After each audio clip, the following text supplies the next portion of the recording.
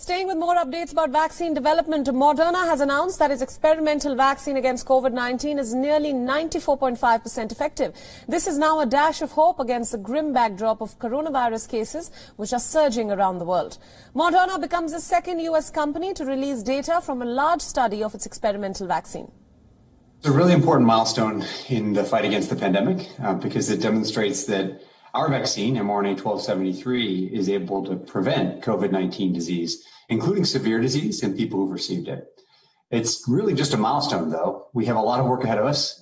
Knowing the vaccine is going to be effective is great news, but we still need to complete the regulatory process, which involves completing the study and generating more data, even some follow-up and safety data.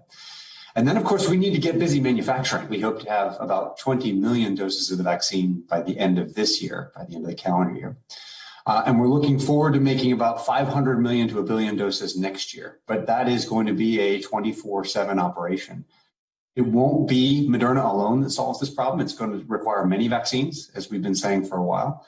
But we hope to be able to do our part from here forward. And this is a really important milestone in that journey. The profile matches other approved vaccines out there that provide a significant benefit. And so we're hopeful that most people will still get the vaccine, even with a couple of those days of flu-like symptoms that sometimes come, because the benefit this vaccine provides is a protection from COVID-19 disease. Moderna CEO Stephen Bancel said, and I quote, "This positive interim analysis from our phase 3 study has given us the first clinical validation that our vaccine can in fact prevent COVID-19 disease, including severe disease.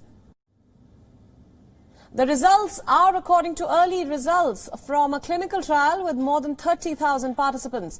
It will now seek emergency use authorization from the US Food and Drug Administration, expected later this month.